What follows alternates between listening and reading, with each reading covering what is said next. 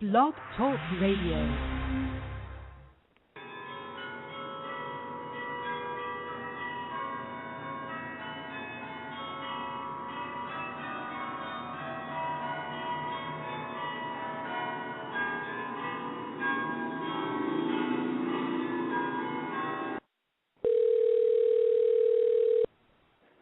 I think that the bells were appropriate for this particular show because we have Reverend Hawkes on, and we're so happy to have him speak to us today.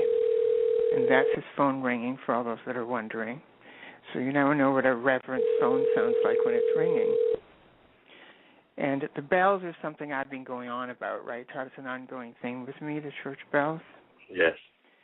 Because there's sometimes they're just ringing so loud, and sometimes it just drives me crazy. You know what? Lately, I haven't heard any.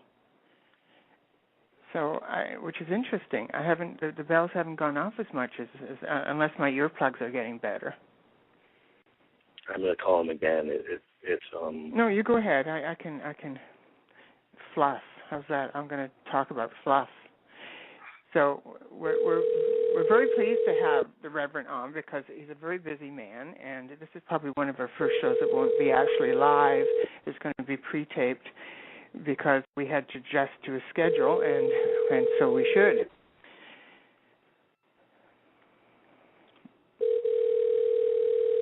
So we're going to ask the Reverend a few things regarding the church. Regarding queers and the church, because I know there's a lot of people in the community that are actually afraid of going to church or turn their back. Hello. I'm not sure. It looks like it's connected. On church because they feel they weren't welcome, and so we're going to find out what the Reverend has to say about that, and maybe some of us can change our mind and maybe go to service and join others in that.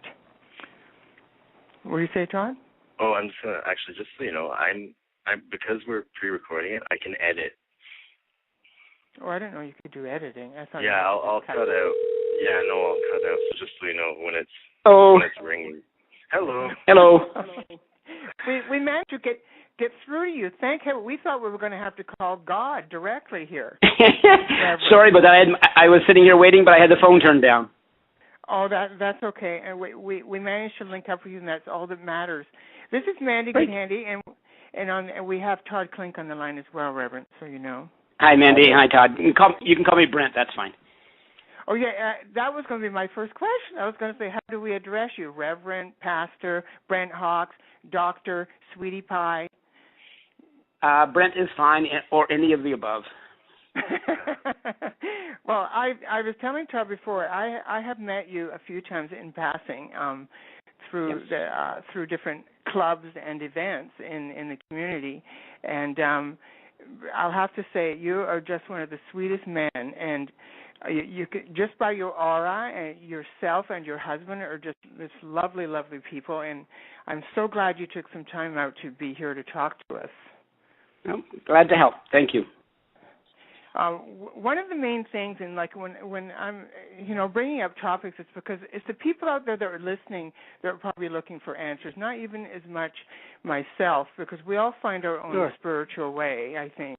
Yeah. And I'm a believer in God. I can't speak for Todd, but I do believe in God. It's just I have a problem with organized religion, and the only reason is because at a very young age I was in church, and I started laughing when the choir was singing, and there was a lady, one lady in particular in the choir who went, woo-hoo! She was going really, really high, and I started laughing. My mother got upset at me, and she never took me to church again because of that. Yeah. But then, it's unfortunate. I think a lot of people have a spirituality of some form or another, but have had many negative experiences with organized religion and churches or synagogues or mosques. And it's really unfortunate that many people have thrown out the baby with the bathwater in terms of, being mad at organized religion and then not having places to develop their spirituality. I agree with you, Reverend. And Brent, that's one of the reasons they wanted you on the show, so people can hear that not all churches are the way they come off in publicly. And the unfortunate thing is, most of the religions that are scaring people away, and most of the churches that are scaring people away are quite the minority. Yeah, and it's unfortunate in one sense that, you know, the last 10 years has seen the biggest decline in Christianity, the biggest exodus in the Christian church in recorded history. So people are leaving organized religion for so many reasons. Some people are being kicked out because they're different in one way or another, but most people are leaving just because it's boring and it's irrelevant to their lives. And, you know, it's really unfortunate, because I think, you know, the church at its best is a wonderful gift to teach people generosity and forgiveness and compassion.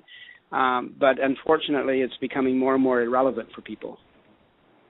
And it's too bad it's gone that course. I know for my instance, when I was in church, I need to tell you, I went there since I was a child, by the way. It's not as if I was only back then. But any other time I've been in church, because I was in the military, we went to a few services and examples like that, the feeling in church is beautiful. There is a feeling when there is a lot of people coming together that believe the same thing. You can feel it. Yeah, when I was raised a strict fundamentalist Baptist. My mom was Roman Catholic and my father was old-fashioned Pentecostal, and they thought the compromise was Baptist. And when I was growing up, I loved church. I loved the activity. I loved the sense of community. I loved that it made me think about issues more deeply. But, you know, I couldn't handle what they taught about sexuality. I couldn't handle what they talked about in terms of other religions or even other Christian denominations. And so when I left, I really missed that sense of community, and I really missed that kind of spiritual or intellectual challenge that can, you know, every week being challenged to think different, and really missed that. So at its best, you know, again, it's a wonderful gift, but unfortunately it's not at its best a lot of the time. Yes, and there's not enough of you out there. I'll have to say that. There just isn't enough. I've seen some of your work. I watched one video in particular. It was quite a while ago, and you were dispelling some of the passages from the Bible that were allegedly anti-homosexual. Yeah. And it's really, you know, sorry, Mandy, I didn't mean to interrupt. No, it's okay, dear. You go right ahead. Okay. Yeah, I tend to talk a lot. You know, it's unfortunate that, you know, most of the world's major religions are based on ancient documents written thousands of years ago. And so when those religions tend to use those documents so rigidly and literalistically, then I think a lot of people give up on it. I mean, when you think of the Bible and you think of some Christian denominations that say the Bible was created in 7 days and they dismiss evolution, well, for thinking people, you know, that's crazy. And so, you know, I think the Bible and most of the ancient spiritual documents are best utilized as metaphor and not fact. Like, who cares whether some of the things happened or didn't happen? You know, the real thing is, what is there a deeper meaning here for us? You know, what's in this story that can help us to be a better people? Mm-hmm. You know, the thing is, when we reach out to something, we're reaching out because we're looking for answers. And when we get doors slammed in our faces, it's a turnoff. And people need to realize out there that not all churches are like that. And I'm one of the first people to rant about nonsense, especially, this is just my opinion, the Catholic Church in general. Some of the things they spill on you, and I'll say spill because that's what they do. It bothers me deeply. But I know there's a lot of churches out there that are good, and they're doing good things for people. Yeah, and I think, you know, in particular around issues around sexuality, you know, many people say, you know, they're really angry that the church or a lot of churches are anti-gay. But the problem is they're not just anti-homosexual, they're anti-sexual, period. Yeah. And, you know, and I think that's been really unfortunate. And, you know, if a pastor preached a sermon and talked about masturbation, half the congregation would have a heart attack. You know, and, you know, and one of the things at MCC is we talk about that it's important for spirituality and sexuality to speak to each other. And you can be very deeply spiritual and very deeply sexual. You know, sexuality is a gift that's given to us by God, and that comes in different forms and different expressions, you know, and we need to celebrate that diversity and honor it. And, you know, there may be some things that somebody doesn't understand or they're not quite into, but that doesn't give them any right to judge those who are. Yes, you're very right. And you know what? You just hit the nail on the head right there, and that's the word judge, is the judging. The judging bothers myself and many, many other people out there. We're already judged enough. As queers, we're judged almost at birth. And then we have to go to our spiritual side and try and find ourselves more, and we're getting judged when we go there as well. Yeah. And that's the part I have a problem with. My mother is a born-again Christian. I have brought this up on the show before. I'm just lucky because her and I have agreed to disagree on that and to just look at each other as we love each other, and it's unconditional love, and we put that aside. But she still slips and goes into some of these things, and I'm telling you, Brent, it doesn't make me feel bad anymore, but it used to. Because it's not my baggage. And I've said this to her. I said, Mother, this is your baggage to bear, not mine. I've made my choice with God. Yeah. The difficulty is most fundamentalist faiths. It's like you have to buy the whole package or nothing. And so people can't discern, okay, I agree with this part of my faith, but I don't agree with their teachings in this part. You know, they want everyone to be a clone, to think exactly the same way.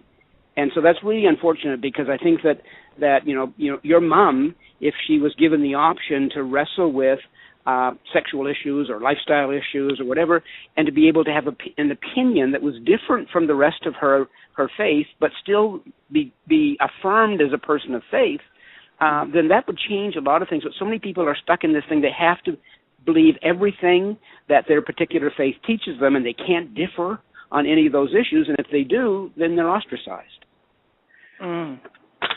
Like, who is the best Christian? They almost have a competition. I'm more Christian than you are because you're doing this and I'm not. Yeah. And what does God say ultimately about man judging other people, other men? Yeah, well, Scripture, I think, is pretty clear about that judgment is for God and not for us. And even with God's judgment, it's not like I was raised that, God was up there with his cattle prod ready to zap me every time I did something wrong. I think, God, what I understand of God is that God's love is unconditional. I can't do anything to make God love me more, and I can't do anything to make God love me less.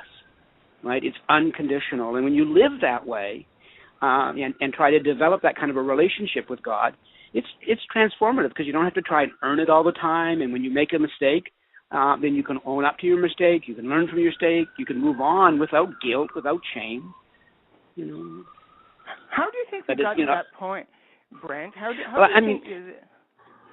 Yeah, there's a wonderful author named Robert Holden who combines a lot of Christianity and Buddhism in his writings, and he's an expert on the issue of happiness. And he says, and this represents also a lot of Eastern traditions, that basically, we were born created in the image of God, that deep down within us there's that place of happiness and healing. Some people can access it through meditation. Some people access it at church. Some people access it through sex. Finding that place of deep love and contentment and healing.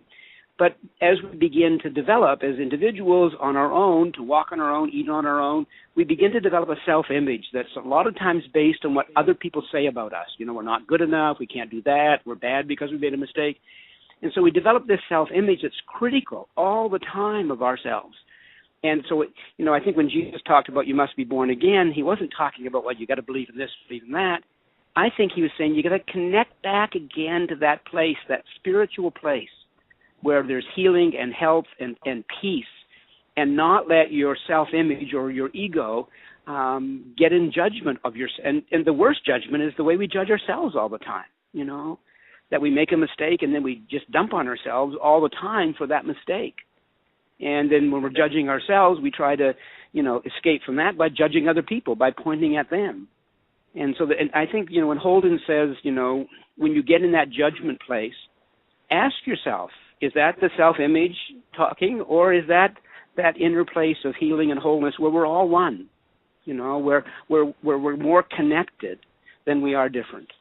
And so I think we just, we need to get back to living our lives out of that place of healing and health and non-judgment. And a few weeks ago, I challenged the congregation. I said, just try living a couple of hours of your day without judgment, not judging yourself, not judging others. Don't give all kinds of negative energy to situations, and just and try more and more of your life to live out of that place of health and healing.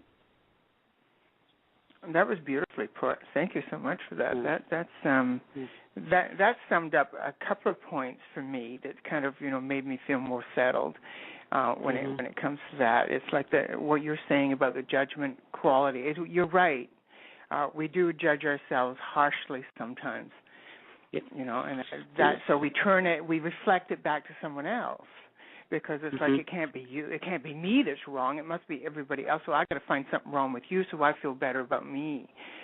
Yeah, that's I was going to mention also the thing is, where did this homosexual situation stem from? Not just sexuality, but let's focus on the homosexuals and when I say that, I'm including the lesbians. I'm including anybody who's same sex out there who's wondering, where did this come from? Where religion got to the point where they were going, you can't do this. Women can't lie with women, man can't lie with man. Yeah, well, there's a professor from Yale named John Boswell, and he's now deceased, but years ago he wrote a book called Christianity, Homosexuality, and Social Tolerance. And in the book, he studied the first 1,000 years of the Christian church, and he said that during that 1,000 years, gays and lesbians were welcomed into the church. There's examples of gay marriage liturgies for the church, but he said around the year 1000, 1100, society in general became much more dualistic, and so everything was being divided into good and bad. Heaven was good, earth was bad, intellect is good, emotions are bad, male is good, female is bad. They were doing all of that crazy stuff of dividing everything into good and bad. And when that happened, sex was viewed as bad. And sex, it was viewed as only for procreation and then don't enjoy it, right? And so when sex became bad, then gay sex became bad, because if sex is only for procreation, then our sexuality was seen to be not procreative. And so therefore, our sexuality became bad. In the same way that sex for seniors became bad, right? If you can't do it for having children, it's naughty and you shouldn't do it. Or children playing with themselves, when they begin to discover their bodies, was viewed as bad. And sex was relegated only to procreation, and that began more and more the trend against gay people and our own sexuality. And so, unfortunately, for much of the last 1,000 years, the church, and that's what I meant earlier when I said the church is more anti-sexual and not just anti-homosexual. And I remember years ago I did a sermon on healthy sexuality, and a woman came up to me afterwards and she said, "Brent, I've been coming to the church for a year to hear that sermon." She said, "I'm a straight woman. My husband and I are married, but every time we have sex, we feel guilty. And every time we get playful with sex, we feel guilty." Right? Because even she, a heterosexual woman, married, felt guilty about sex. And so I think that, that it wasn't so much initially as an anti-gay thing as it was an anti-sex thing, and sex was only for procreation. And I was wanting to say, what do you say to people when they bring out the Bible, and that it's a very, very common thing in a whole bunch of religions where they just they just black and white about homosexuality, and they say, well, it's in the Bible. It's in the Bible. What do you say? What does MCC say? What do the churches that accept homosexuality say about that? How do you come back at that? Sure. I think there's two approaches, Todd. One is to try to argue the specific reference in the Bible, like, for instance, in the story of Sodom and Gomorrah, right? People say that Sodom was destroyed because of homosexuality. So you can argue that one by going back to the scriptures, and there are 11 other references in the Bible to the sin of Sodom, and none of them say anything about homosexuality. They talk about, Jesus said it was inhospitality to strangers, right? And so you can go back to specific references and argue those references. And I'm a pretty progressive Christian, but I was raised in a fundamentalist tradition, and so what the Bible says is important to me. So sometimes you can do that, but I think what's more important is to say to people, okay, but the Bible wasn't meant to be taken literally. I mean, in the Bible it says when the people of Israel came out of the Exodus, got back to the Promised Land, that God told them to go in and murder every man, woman, and child in the Promised Land and take possession of it. Now, I don't believe God would ever say that, right? Or the flood, that because God was angry, the whole world was destroyed except for one family and two of every animal. I mean, that's crazy. God doesn't participate in mass murder because God's upset. So there, the Bible, it says to take the babies of your enemies and go out and bash their head.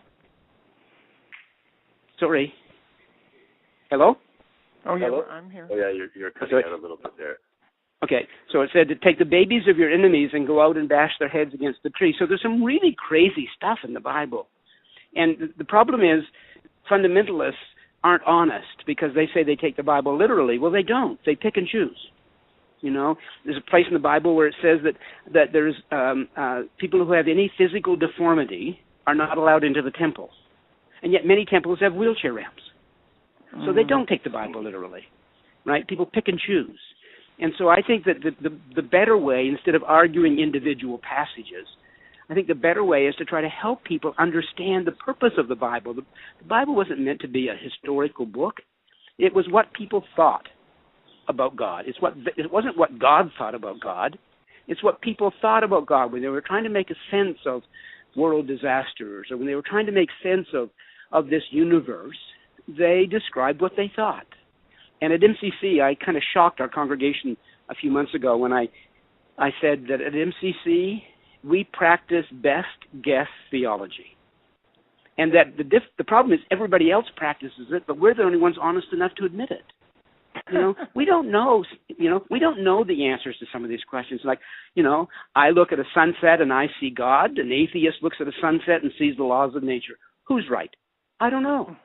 But I sense that this world is not just by chance. When I look at, you know, the birth of a baby, or the way the body can heal itself, or, you know, a hosta coming up in the spring again, you know, I just can't believe all of this is chance. I think there's something behind all of this, and I call that something God, you know. And so I think it's important for people to realize we're all giving it our best guess, you know, and if we can respect each other that way and not attack each other or demean each other.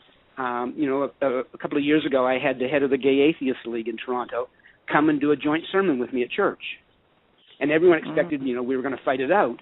But instead, we talked about the things we hold in common and how can we have more respect for each other even when we differ. So I really try to encourage people to take a more progressive view of the Bible and a more progressive view of religion rather than just revert to kind of fundamentalism.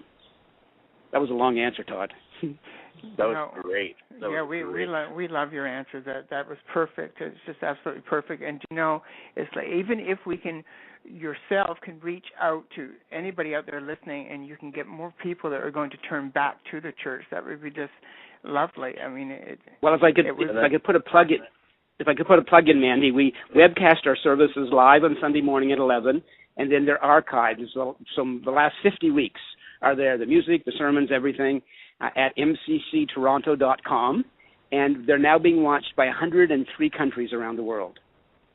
That's awesome. So I actually wanted to ask, because we didn't do a proper intro. What is MCC? Can you tell us a little bit about the church itself?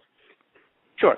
Metropolitan Community Churches were founded in 1968 in Los Angeles, California, in the 60s. Troy Perry was a Pentecostal minister who was kicked out of his church for being gay. And he felt a call from God to start a church where gay and lesbian people could be safe, where they could, you know, grow in their spirituality, celebrate their sexuality. And it was founded on three principles: spirituality, community, and social justice.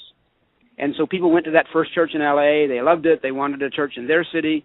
And that was in 68. In 73, the church was started here in Toronto. And then I became the pastor in 77. And so we have 179 MCC churches around the world in about 40 countries. And, you know, they're different in different areas. Some of them are more liberal. Some of them are more conservative. And the Toronto church is the largest of all of the churches. We average about 600 people on Sunday. And so, you know, they originally we were called the Gay Church, whereas at our church in Toronto, the fastest growing group are young heterosexual couples with kids, because they want to raise their kids in a spiritual environment that's progressive, that's not attacking other faiths, but that's vibrant and interesting and fun. So that's kind of the very brief description of MCCs. Is it denominational? Is there a... Yeah, we have our own structure. You know, we've become institutionalized. We just last week, about 30 of us from Toronto went to Chicago for every 3 years we have an international conference. And so we have our own bylaws, we have our own process for ordaining clergy, and our own process for approving churches. But it tends to be not as rigid as others. The local church is given a lot of freedom to develop on its own. And so our church in Toronto is, we call ourselves a vibrant, inclusive, progressive church, a VIP church, vibrant, inclusive, progressive. And so we tend to be progressive, and so we would have people who are Muslim, who are Jewish, who are Sikh, who are Christian, who wouldn't label themselves any of the above. And we just say, come on the journey. And let's learn and grow together and celebrate the diversity, not judge others. And it's a pretty neat place. And people certainly need that. There's a hole in the community, like I was saying earlier, when it comes to us getting in touch with our spiritual side. And that sounds like exactly the right type of place that people would want to go, that's going to make them feel free and going to make them happy. What's the exact address? Sure, it's 115 Simpsonn Avenue. That's at Broadview and Girard. And the services are Sundays 9 and 11 and 7. 9 and 11 in the morning are pretty traditional. Those are the larger services. And the 9 o'clock, we'd average about 100 people, and 11 o'clock between 400 and 500. And then the evening service at 7 is much more informal with jeans and T-shirt and, hand clapping and high energy kind of service. And it tends to be a younger service in the evening. That's great that you have something in the evening, as long as you're not ringing loud bells. You don't ring loud bells, do you? No, we don't. No, we do have a handbell choir, but they tend to do it once or twice a year in the church, like for Christmas Eve or something. And our Christmas Eve service is amazing. We do it at Roy Thomson Hall, and it's a wonderful evening when people bring their parents and the grandparents, and it's a great evening. And then Pride Day was amazing. Yeah, and on Pride Day we had Premier Wynne was there, Justin Trudeau, Thomas Mulcair, Olivia Chow. Great music. And that's one thing about MCC Toronto. We have phenomenal music. I kind of jokingly but seriously say that many a great solo has saved a bad sermon. Music really touches people, and we've got a great music program at our church. You know a lot of the big wheels, don't you? You must have met a lot of people. In around. Yeah. Which is nice. It's nice for, that you're meeting people and reaching out and getting all this diversity like you're talking about. I'm totally impressed that when you were talking about heterosexuals coming to to worship in a place that is considered or was considered gay, but now is considered very diverse. That is the type of thing that makes me feel good, because it's not there was a wonderful story, Mandy. We're talking over each other now. Okay. It's okay. You go ahead. It's your show. Go ahead. No, it's okay. No, you're the show today. Let me tell you. I was just I'll just wrap it up in a little ball there if I remember what I was saying. I don't remember. You're saying it's great about straight people coming to our church. Because the thing is, a lot of the times the queers will get too safe amongst only queers, and they disregard the allies, so to speak. And I don't think that's right. I think we all have to come together, and the more allies we educate, the better. But anyway, go ahead, Reverend, what you're saying. Yeah. I think that many straight people are in the same situation as gay people are in terms of they're bored by their churches, and so I do think we're much stronger together. And I love the fact that more and more straight families are coming to our church. I think it's a great sign. Todd was asking about denomination earlier. I think what he meant was, do you consider your congregation yourself as Protestant, as Anglican, is there a name for it, or is there no name at all? It's just a diverse church. Yeah, traditionally we called ourselves interdenominational, which means people from different Christian denominations. But I think now we're stretching that a bit more. And so instead of just saying interdenominational, which excludes other faiths, I think what we say now is we're a vibrant, inclusive, progressive Christian church that welcomes everybody. And we try to avoid labeling ourselves. Yes, certainly there are probably about half of our congregation are ex-Roman Catholics. Then we have the United Church, Presbyterian, Anglican, Methodist, Baptist, Pentecostal, people who would not label themselves Christian at all, and then other faith backgrounds. So, it's hard, if you begin labeling yourself, then one of the repercussions of that, it starts to exclude people. And so we are trying to be very, very hard at saying, if we're going to celebrate yes, we're clearly a Christian church, which means, but we define that differently. We define Christianity as we say that in our church, one of our beliefs is that there are many paths to God, and Christianity is one of them.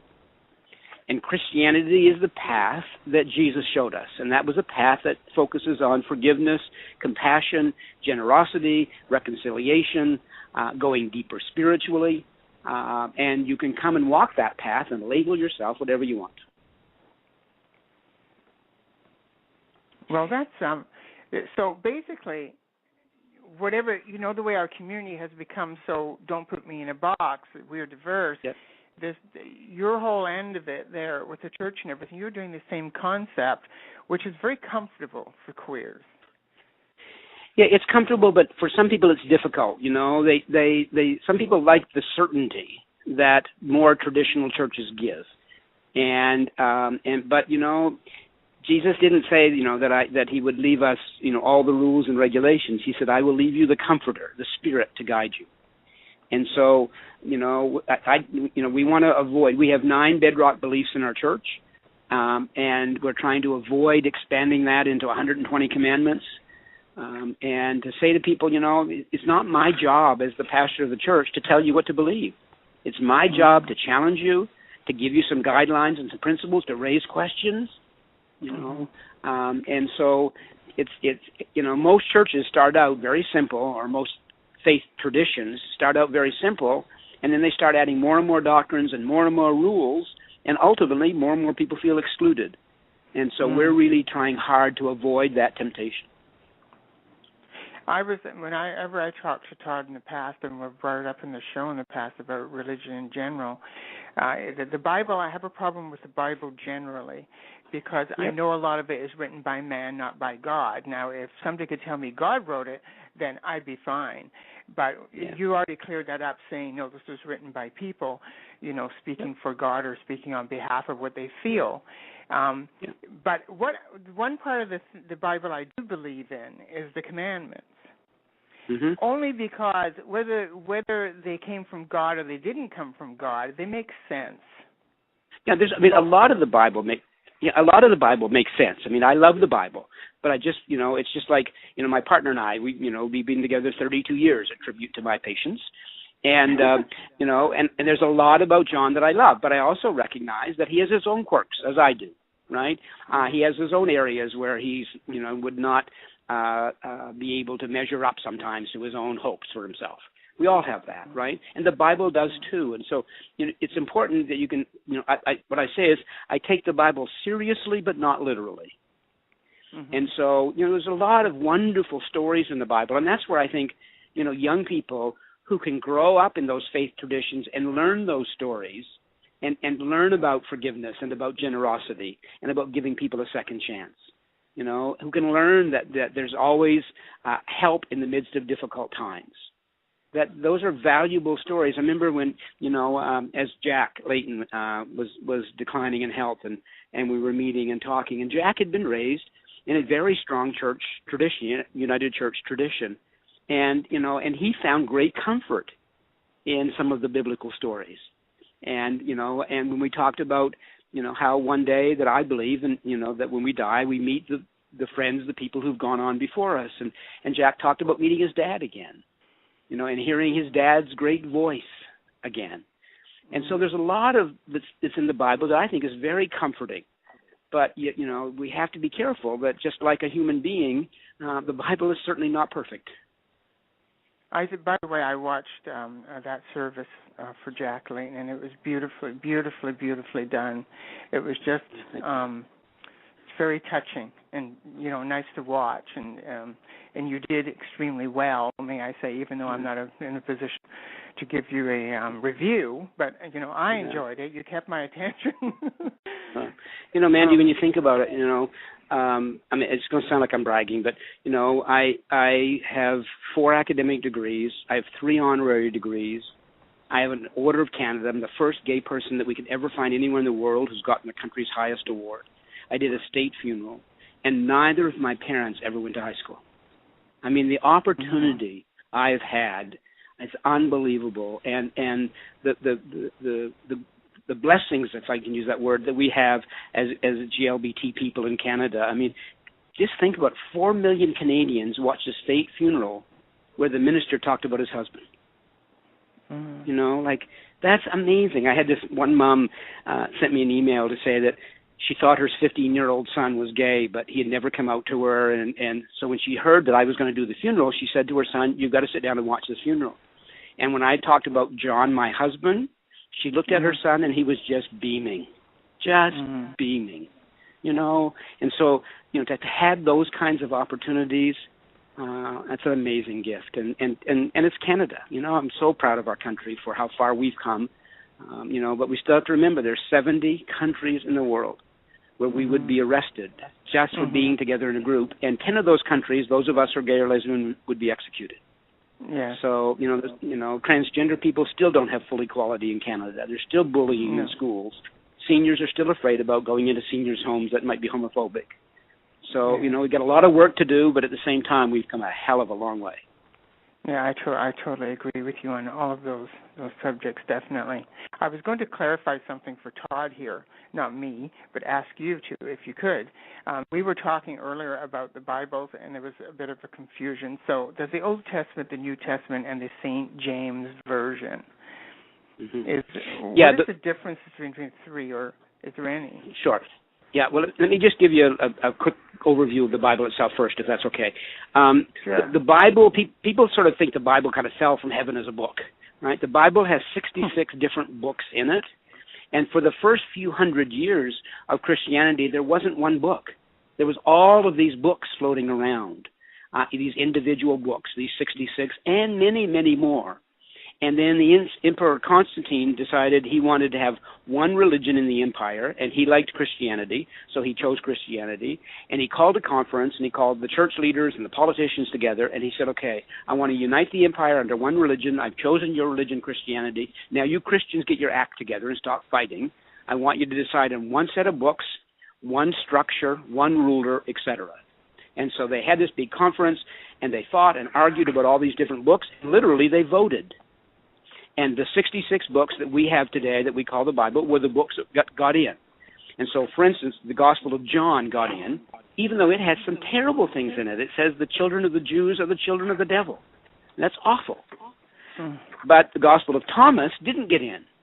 And the Gospel of Thomas has some wonderful things in it. It says that Jesus never meant to be thought of as the superhero. Jesus wanted to point us to God, and not God up in the sky, but God inside us, God between us. But it didn't get voted in. And so then the emperor said, okay, now that you've decided on your books, destroy all the rest. And so that's how the Bible came to be. It wasn't like, you know, God plopped this book to us. And then, so that's how the Bible came to be. And then down through the years as it was translated, then you get different versions. And so, yes, the Bible is basically made up of the Old Testament and the New Testament. The King James Version is one of the translations of the Bible. But you have many translations of the Bible, and they differ with each other. And so the scholars don't even agree on what some of the verses in the Bible really were. And so sometimes when fundamentalists say, you know, the Bible says, I say, which Bible? Which version? Which one are you talking about? But don't Jewish people use, this is me being kind of, I'm not very biblically educated. I was raised in an atheist household. Don't the Jewish people use the Bible?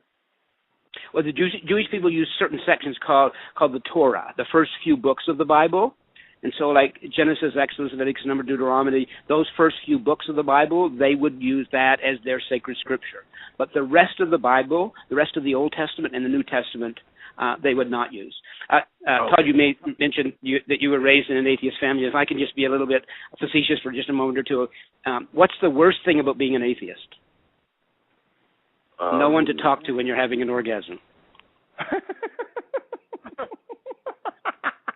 So there you go, Todd. You can't ever go, oh, God, oh, God, oh, God. Funny. Well, actually, it's funny. MCC sounds like the kind of church an atheist could go to. Absolutely, absolutely. For the social aspect, the spiritual guidance aspect. Because my mother is a very intelligent, scientific person, and she just was more along the lines of, well, the stuff we were already talking about, like this book, yep. like why would we be, she came from a kind of fundamentalist house, and she was sort of rebelling against it, because when she was an adult, she's like, I can finally do what I want to do. So she was sort of like, this is ridiculous, this book. How can that make sense, that we just follow all these rules from this old book written by men? So that was all it. Yep. But Yeah, and that's what we're trying to say at MCC. It's not a matter of all or nothing. It's not like you have to take the traditional teachings and take all the doctrines and the whole Bible as fact, or give up on everything. And what we're saying is, don't do that. That bring your intellect into church, and you're free to disagree. And what's important is to be open to learn, to be stretched.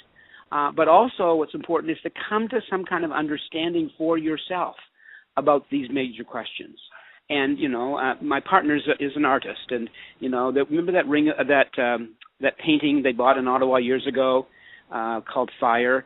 That was this 12 feet high painting that had two strips of, I think it was blue along the side and a strip of red in the middle, and they paid millions of dollars for it. And I remember he that. looks at and he's an artist. He looks at that painting and he says he sees strength, he sees character. I look at that painting and I see a paint roller. Just going up and down, rolling the colors, right? And so we look at the same thing and see it differently. And that's what I say about Christianity and Judaism and atheism. We look at a sunset, we look at nature, and we see it differently, and that's okay. And I think that if we all had that kind of respect, then we wouldn't have, people exploiting religion for wars, and we wouldn't feel like, we have to buy all of one or all of the other. I think the different world's religions all have a piece of the truth, and that as we learn from them and respect them, in Native Canadian spirituality, they say that the issue is that we should pick a path and go deep on the path, but respect people who are on other paths. Don't sit on the fence. Pick some path and go deep, and respect others. And I got some really angry emails when I did Jack's funeral when I talked about that. I said the important thing is picking a path and going deep and respecting others. And some fundamentalist Christians were quite angry with me for that. But, I really believe it. What a big surprise. Yeah. Yes, they've been... What were you saying? I always find those type of people, Brent, are like attention getters. They're hiding behind God to get attention, and that to me should be in one of the commandments. Don't hide behind me, because I think that's one of the worst things that people can do, is say that they're speaking for God, and God said this to them, and then this is the way you have to be. That's really bothersome. Well, I think that's part of the commandment. But part of the command about not to take the name of God in vain, right? Oh, is that part of Sorry, it? Todd. I thought that was just using it in a swear word. Well, I think it's deeper than that. I think it's not to abuse the name of God for your own intentions, right? I mean, I don't think God cares if you swear. God is not that insecure that God gets upset or bothered when someone swears. I think what God is more concerned about is people using the name of God and trying to speak for God in ways that are attacking others. Well, thank you. You just educated me on that one. Thank you. I didn't even think of it that way. Todd, you were going to say something, and I interrupted you. Yeah, I have a question, because in the Bible or in other religious documents, as you're a scholar, is transgenderism, or is that mentioned anywhere? Is that discussed anywhere? Not as directly, but there is a time when the Apostle Paul first started his ministry. He was pretty homophobic and pretty sexist, and so some of his early writings people can interpret as being anti-gay. And in one place he says women should keep silent in the synagogue and not speak, and women shouldn't teach, and women should obey their husbands. So he was pretty sexist in the early. But those were his earlier writings. But if you look at his later writings, at one point he said, "There is neither male nor female. We're all one in Christ Jesus."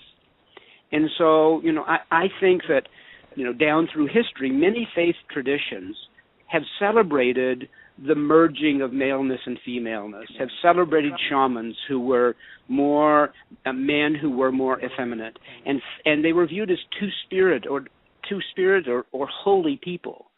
And so I think there's been that trend, in some areas of acceptance, but there's nothing in my mind in Scripture that rigidly says one thing or the other around transgender issues. When Todd brought that up with me earlier, and he was asking about how I feel about that, and I said to him, back then when they were doing the writings and everything, they didn't even know we existed. And as far as they were concerned, when it came to us, we were just gay boys in a dress. And that's probably how they just viewed us. They were boys that were effeminate, they wanted to wear dresses. But I don't think, Mandy, in some cultures it was that negative. I think in some cultures, honestly, transgender people were viewed as holier, viewed as shamans, viewed as people who were able to combine the best of everything. And unfortunately, again, as sexuality became bad and the issues of procreation, and then everyone was trying to be pushed into a cookie cutter style, then I think those kinds of differences were discounted, unfortunately. But I just believe that we're all created in the image of God, and that God is neither male nor female, and that God can be both mother and father at the same time.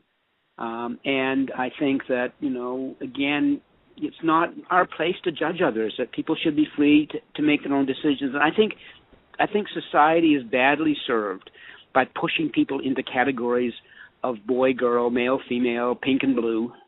I think that we need a lot more fluidity and a lot more gender diversity so that people can make their choices and not feel like they have to be pushed. And I don't even want people pushed into gay, straight, or transgender. I think even that doesn't serve us as well, because some people fit a little bit here and a little bit there, and some people, in terms of their transgender expression, some people want to go all the way. Some people are partway along the spectrum and are happy there, and they don't want to be pushed one way or the other. They want to be able to choose their own physical, sexual, gender expression. And so I hope that society can more and more move to that. And you see that happening with young kids, right? That they don't necessarily identify as clearly in those roles as we used to, or as I used to, sorry. And when I was growing up, everything was pink or blue. Everything was boy or girl. And that does not serve people well, and it doesn't serve society well.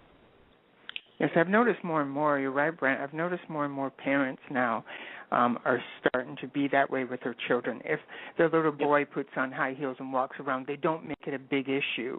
They let the kids choose which route they want to go, if they want to go any route at all, and just be themselves as people. It's good to see that, and I wish I had been at that point when I was young too. So it's like, but I wasn't. Yeah. But anyway, go ahead. But also, Mandy, I think that it's important to remember that sometimes it's our job to create that world for those who will come after us. I mean, we might, when I grew up, in New Brunswick, and I didn't know there was such a thing as another gay person. I thought I was the only one in the world, and I prayed and prayed and prayed that God would take it away. And, I could spend my time wishing that I was born now, but I could also recognize, my job has been to make the world a better place, to pay the price so that other people, I had to wear a bulletproof vest. I've had death threats. The front window of our house is covered, for security reasons. When someone comes to our home and knocks on the door, we don't answer the door unless we know who it is. So that is what it is, right? And certainly, I can see in my lifetime how things have dramatically changed. And that's the role that we've been called to play, whether it's around transgender issues or spirituality issues or sexual freedom issues. That it's been hard sometimes, but that's the price for making the world a better place. And someone once said to me, was I upset that young people today don't seem to know the history of the gay community? And I said, not really. It just means we've done our job then, right? Yeah. That we've created a better world for them. So. Yeah, that's great to hear. I was going to touch on that situation with you. I didn't want to get into that a little, too early because we were being so positive. But I was going to ask you about how there's a negative side of people doing that. For you to tell me that you have to bar up your windows and everything is just appalling to me. But you're out there. You're front and center. You're one of the men in the trenches, which is what I like to call it. Out there, doing the word and making everything so positive for the rest of us. And you put yourself in that line, and it's like it must be tough, for you. Well, I was raised like I said, in the Maritimes, and in the Maritimes, people don't give small communities enough credit, because in many small communities, people are taught to respect their neighbor, to stand up for their neighbor.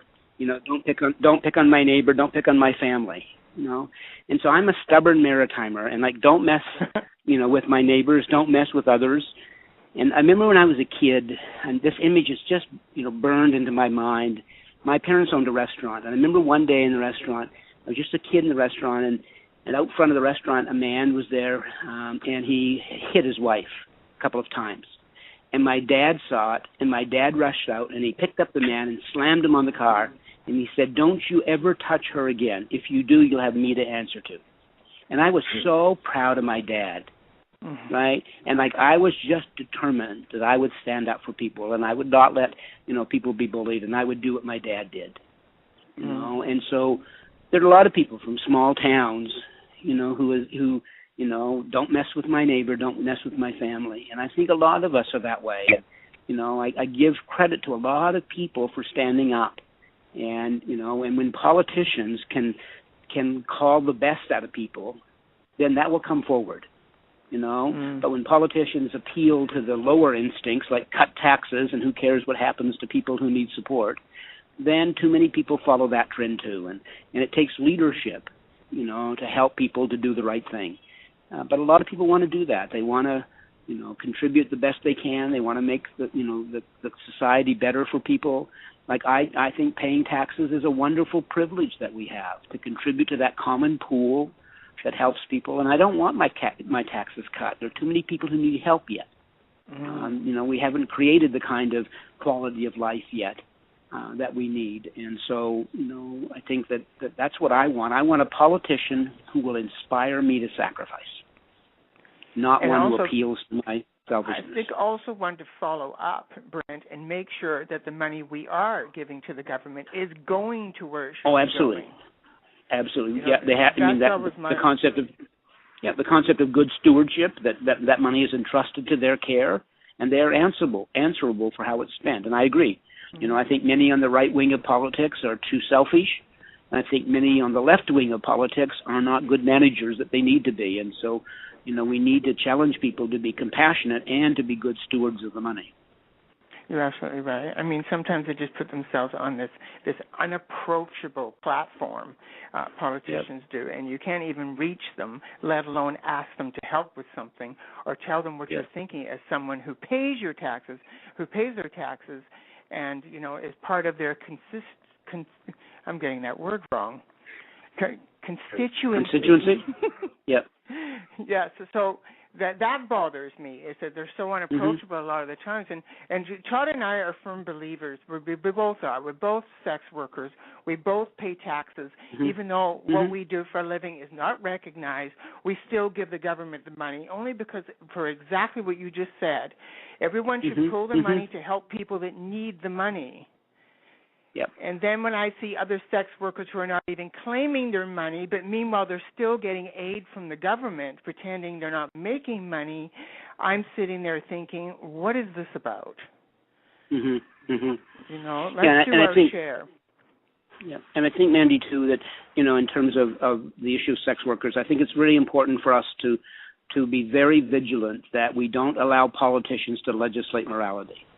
Right, that whether you get into fundamentalism in Iran or in other countries where you have a religious minority running a country and trying to legislate morality for everyone else, I think that we need to be very, very vigilant that we don't allow that to happen, and that people should be able to make their own free choices, and if they're not harming their neighbor or someone else, then their choice is their choice. And so and whether that is, in the protection and the legalization of sex workers, or whether that's safe injection drug sites, so that people can get the help that they need, whether that's medical marijuana or decriminalizing marijuana. I mean, there's so many issues that we have laws only because a minority of people have tried to legislate morality.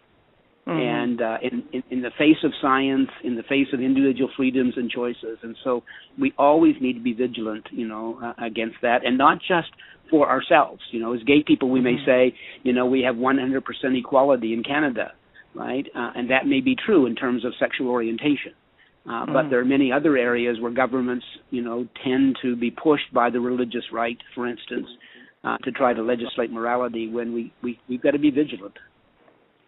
Yes, you're absolutely right on that one, Brent. I mean, obviously that's something that's near and dear to Todd and I, both of us, to our hearts when it comes to the sex working and that kind of situation. But I've always been a firm believer the government needs to stay away, number one, out of my sex life, and number two, get away from my genitals. And this is what part of the problem is. It's like they look at us as that. And I know the fight, I've always been fighting since way back in the census, saying, you can't tell me I have to have a sex change. And this is what I was getting from them. Yeah. Are you a sex change? No, I'm not. Then we can't mark you down as female. Who are you to tell me that I have to change my genitalia? So this is what my problem has been. The latest time I went to do the passport office, and they said, you have a choice, male or female. I said, no, I shouldn't. I should have more than that. Or I want to be marked as female. It's that simple. And then the gentleman actually stood there, and it wasn't his fault. He actually stood there, and he didn't know what I was trying to say to him. And I said, do I look like, what gender do I look like to you? What name is on my passport? And he's saying, well, female, and your name is female. Then why can't I put female on my passport? And then he's saying, well, you can if you have a sex change. No, and that's what I meant earlier when I said we shouldn't be forcing people into rigid choices. Why do we need to be defining people as male or female? Right? I mean, at the church, we just did some renovations, and I said, okay, the main washrooms we're going to call all gender washrooms. Right? We'll have some other washrooms that can be male and female for people who are nervous about going into all gender washrooms. But the main washroom has to be all gender. Because I remember I heard just a horrifying story a few years ago when we had a transgender activist who came to service one Sunday, and at the door after the service asked one of our parishioners where the washroom was. And the transgender person, honestly, it wasn't as clear in their presentation whether they wanted to be labeled as male or female, but she wanted to be labeled as female, and the person said the men's washroom is downstairs.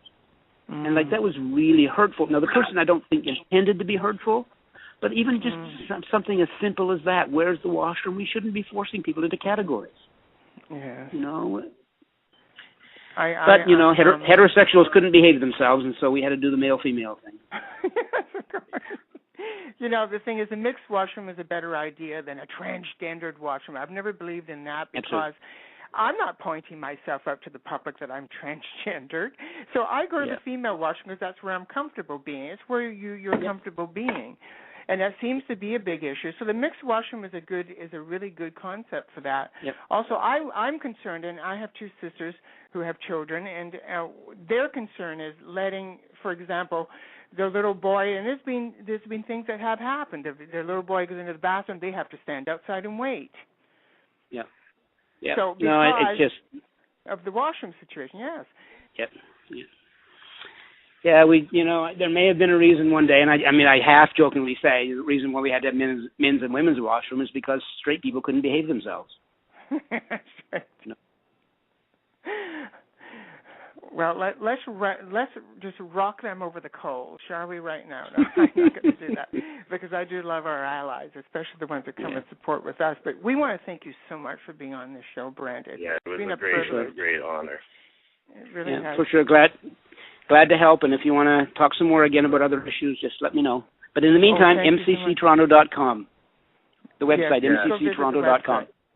Open your mind. I think I will be coming to a service at some point. And I agree, and I'll come with Todd. That would be neat. That would be good to see you there. Yeah, I'm usually there in the morning services. So. Oh, you don't do the evening ones? They sound more fun. Oh, some folks like them, but I can't manage the 3 services a day and still be bright and cheery and stuff. I'm not as young as that's understandable.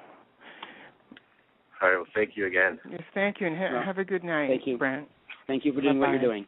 Oh, you're Bye-bye. so welcome. Bye. Thanks. Bye.